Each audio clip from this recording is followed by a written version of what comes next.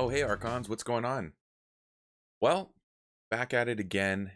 It's another week of Key Thoughts, and this week I'm pretty excited to share something that I've been super excited about. So that's going to be I guess, the secondary topic of the day. We got a card of the week, and also I wanted to talk about kind of my views on playing KeyForge lately. I've been really enjoying playing KeyForge lately, no doubt about it.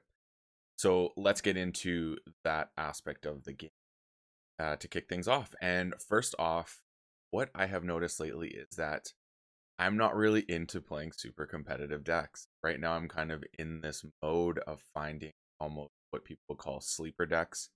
So decks that have a rating that maybe does not uh, match up to the performance.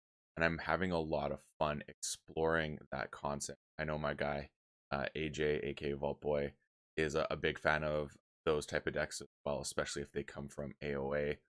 And I found one in Mass Mutation that I've been playing around with, and I find it very interesting because at times it comes up short, but everything it does makes me go like, why isn't this deck winning more? Like everything it has, all the tools suggest that this should be a very winning deck, but it's not. So it's confusing me a little bit, and it's making me feel like I am now trying to solve a puzzle, and that I think is one of my favorite parts of KeyForge is a deck that you can see it has the tools, does everything you like, but it's coming up short, which most likely means you need to get more reps in and figure out the sequence that the deck wants to play or the things that it does that can really make it um, excel and do what it wants to do. Discovering what a deck wants to do and not imposing will on the deck sometimes is what you need to do. Is let go of the reins and just let the deck show you what it wants rather than you assume the deck wants it. It's a hard thing to do. Um, that being said, the other thing that I wanted to talk about was my newfound thing that I did, which was I got the itch to open up a ton of AOA, and I actually did so by just cracking a display and not showing the decks, but showing houses that were in the decks, and I did it with AOA because I have a ton of AOA, and I thought, you know what? The problem I have with AOA is sometimes if you get a matchup, certain houses are more powered than others. So let's pair these decks together. And I did that if you saw my other videos, especially my key thoughts last week, where I kind of bait and switched the key thoughts into that video. And I've been playing a couple matches so far with people, and I've really enjoyed connecting with people in the community, people who enjoy my content, and now they basically signed up to essentially play this tournament and format I'm doing, and I'm absolutely loving it. I just enjoy having conversations and connecting with the individuals and love this game as I do. And this is something I think I'm going to do again.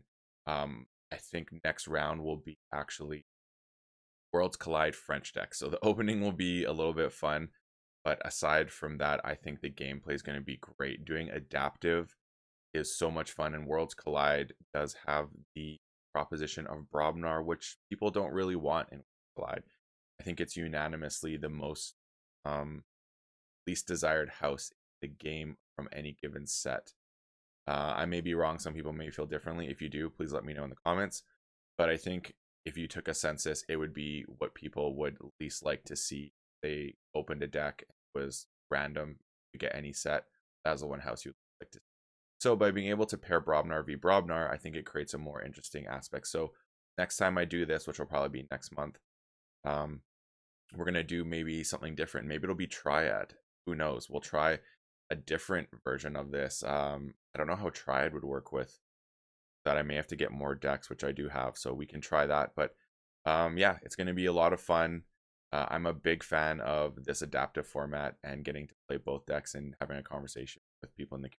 So if you haven't been a part of that, be sure to check it out because you get to see some more people in the community, watch some fun adaptive play with AOA, which I think AOA is a really fun adaptive set, actually. Has a lot of potential to be a really good way to utilize that set. So that's all for my kind of musings and thoughts. I've been watching a lot of Euro soccer championships lately, so a lot of my time is doing that because I'm a big fan of European football. But let's get on to the card of the week, which is Resurgence. So Resurgence states, play a creature from your discard, or sorry, return a creature from your discard pile to your hand. If that creature is a mutant, return another creature from your discard pile to your hand. And it has a draw pip enhancement as part of the card. I love this card.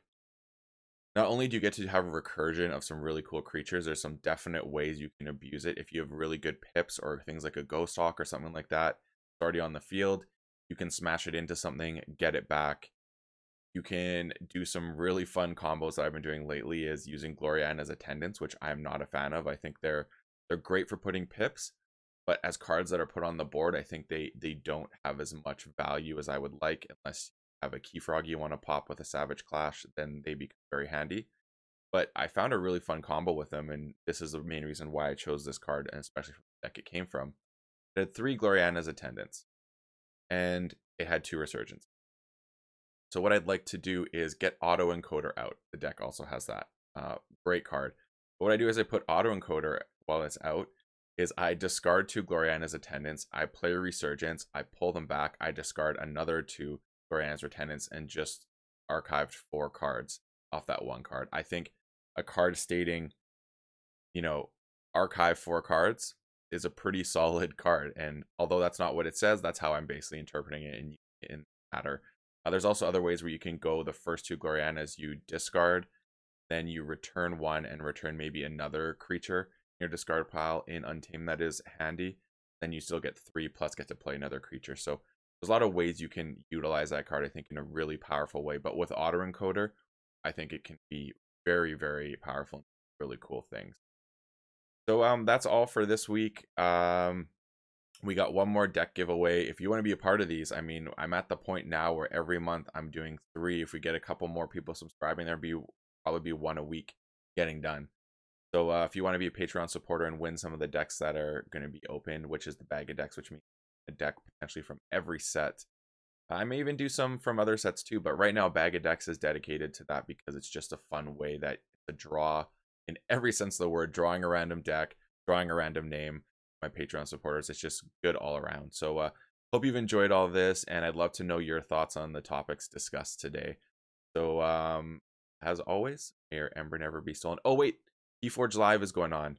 If you are able to get to the Milwaukee area, please go to KeyForgeLive.com. I will have the actual link in notes of this video, and it's some IRL KeyForge. There's going to be sealed mass mutations, 3-deck survival Archon, which is wild, and then a team event on the Sunday. So that's Friday, Saturday, Sunday at the in the end of July next month. So if that's something you might be interested in, you can get down to that now that things are starting to open up and you've been missing some IRL KeyForge with like some tournament play, especially getting to play some sealed mass mutation because that never happened because of COVID. Click the link in the bio and sign up for that. Archon's Corner is running this. Good pals Dr. Sheep, and obviously my co-host Sydney, aka SC Steel, is part of the team running this. So be sure to go check that out if that's something you'd be interested in doing. And until next time, folks, may your Ember never be stolen. Forge promptly. Have a good one.